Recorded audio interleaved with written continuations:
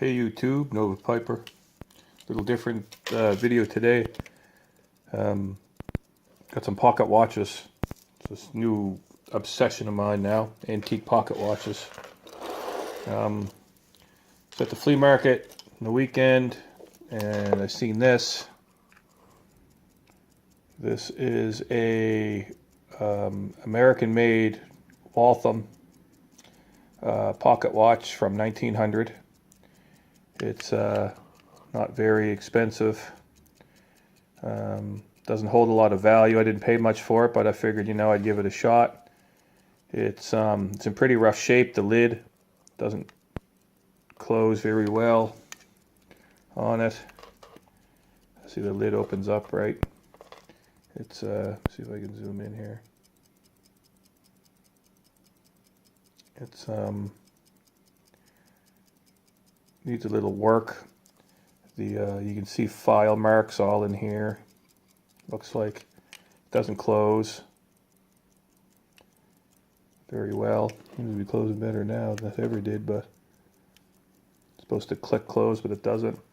You can't set it very well. Shiny, that's about it. And if I open it up, some numbers on the case. I don't know if you can make them out.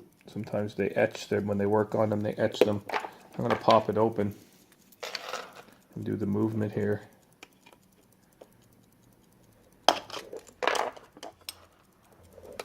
So I'm playing around with it. There's a number in here. I don't know if you can see that. If I can get it to focus. There we go. If I get it the right angle. So yeah, I see that number 9532275, 17 joules, adjusted. Get an idea there. Now that spinny thing, I forget there's a name for that.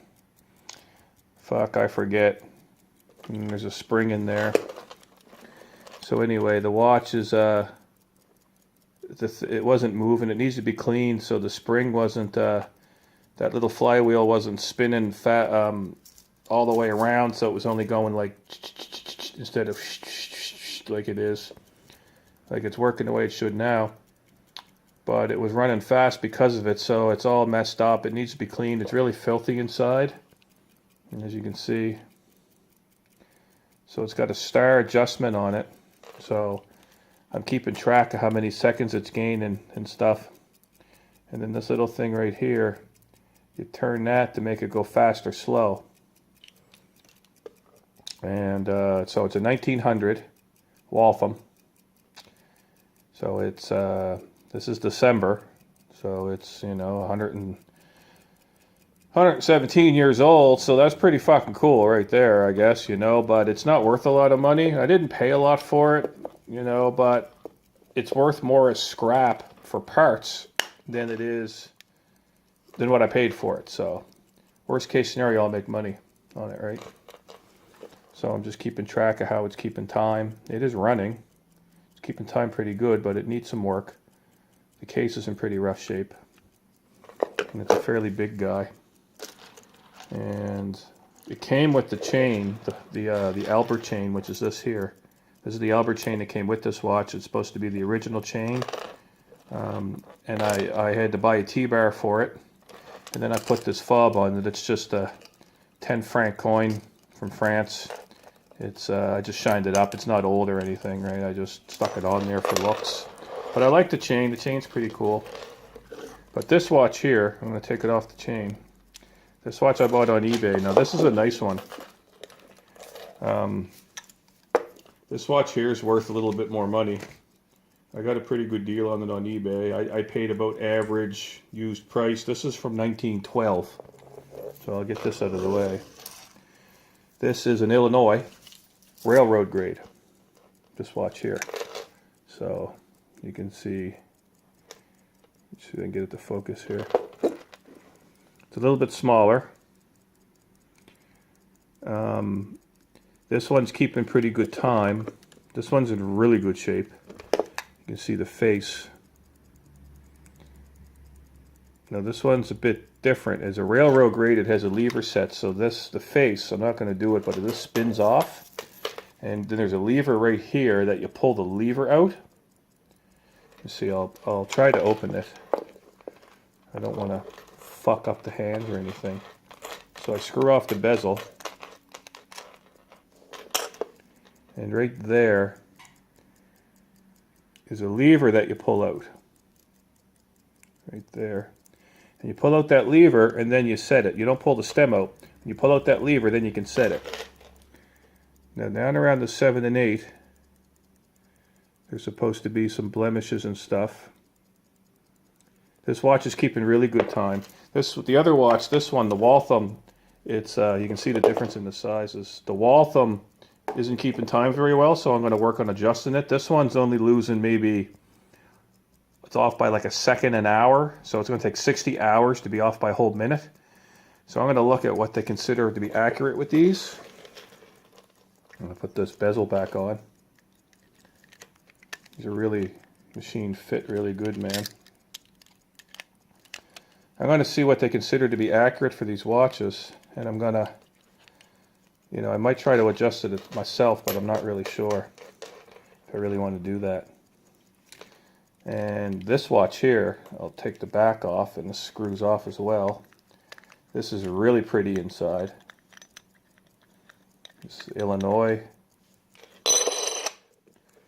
So this here, what did I say it was? 1912? Was that what I said on that? Yeah, 1912. This is a 21 jewel. And look at the shape that's in, man. That's fucking beautiful. Here, I'll turn it this way. You can see what it says there. It says A. Lincoln, Illinois Watch Company, Springfield, Mass. There's the number on the left.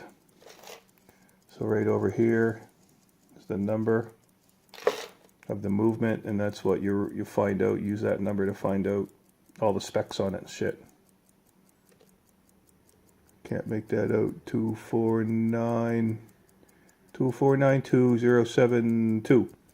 So use that to look it up. Now you can see the set, this one, it's a little different. There's a screw.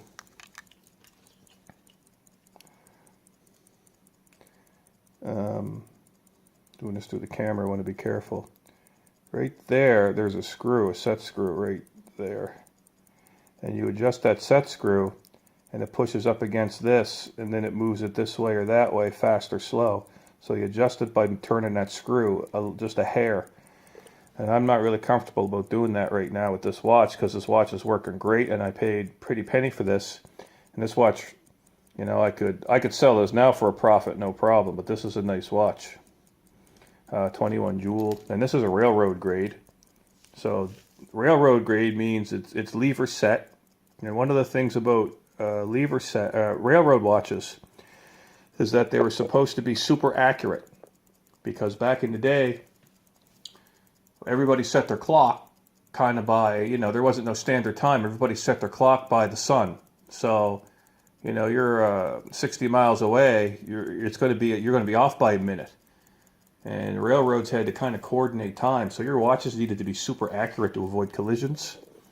And that's the reason why you can't pull out the stem to set the time like on a normal watch, and why it's on a lever. You got to pull the lever out and then set it, because that way you can't accidentally pull out the stem and change the time with it in your pocket accidentally and shit.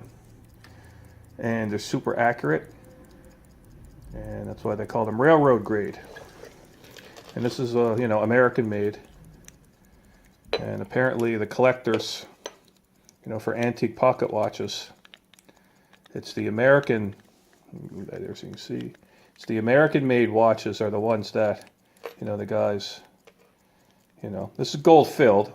It's not gold, it's like gold, 2 pieces of gold pressed against a piece of metal kind of thing, right? So anyway, that one's pretty nice, man. I like that. And I got this Albert chain. This is gold press or gold filled Albert chain. That's what they call them anyway. I bought 2 Albert chains, 2 sterling silver Albert chains on eBay yesterday One's 81 grams, the other one's 40 some grams, and they're from the 1800s. So they're going to be here, I don't know when. They're coming from Great Britain or the UK, and they're going to be pretty cool. But that watch there, it's a little smaller than this one, but you can just see, man, that one looks so much better than this one, just like from the face, the dial and stuff, you know. And this chain came with that watch. So that's, what did I say, 19, fuck man, my memory's shot. So 1912 and 1900, this one. And they're both working, and they're both pretty much right on time there, and you can hear them ticking and talking. But yeah, this is my new thing now, man. This is my new, you know, another hobby, you know, more pipe smoking and music, and now pocket watches. I got a buddy who knows a lot about watches. He's helping me out with this shit. And like he told me, this one's not worth getting fixed. It's going to cost a lot of money to get this one cleaned and fixed. And I'd never get my money back. This one here is already in excellent shape. I'd get my money back on this one. But the thing about watches, he tells me, is that they're only going to go up in price. So like he's right into his watches, but he doesn't know a lot about pocket watches, so I'm trying to learn. And it's just fun to collect them. They're old, they're antique, it looks pretty cool. You don't see a lot of people with these kind of things, you know. Kind of cool, you know what I mean? It goes with the pipe. You know, you got the pipe and the watches. So, you know, I don't know. Anyway, that's my new thing. Here's my little pocket watch video. I know Pip's pipery practices. I was looking up about Albert chains and stuff. And I wasn't Googling pipes, I was Googling pocket watches, and a video of Pip's came up. It had a lot of hits. I was like, holy fuck, look, it's Pip, man. He's talking about pocket watches. I send him a message, and he gets back to me like he always does. I thought that was cool. You know, and he's being all humble like he is. And, oh, man, I don't know a thing about these. I just got shit watches and stuff. And these aren't really expensive. There's, you know, you can get way super-duper expensive gold watches, man. But, you know, these are, it's an affordable kind of hobby. Couple $100. This one here, I paid under $100. This one I paid with the shipping. It was, you know, it doesn't matter. But the thing about this one is I can get my money back on this one, no problem. This one, I can get my money back even as a junk watch. I can get my money back on this. So I'm going to a watch guy in the city who's really good with watches, like super good. And I'm going to take him in and see what he has to say about it and see if this is worth getting fixed. And if not, maybe he'll buy it for scrap. You know, I paid like $70 for this in the chain. And I should be able to, the internet's telling me this is worth like, in US, I paid 70 Canadian. So in US dollars, it's worth like almost $100 US, which would be, you know, maybe like 120 Canadian. So it's junk, just a scrap, because it's worth the parts, because you can't buy these parts no more, man. So there's probably good parts in here that people can use to fix, you know, an antique pocket watch. But this one here, man, I like that guy. Anyway, my pocket watches, that's cool. Thanks for watching, and we'll see ya.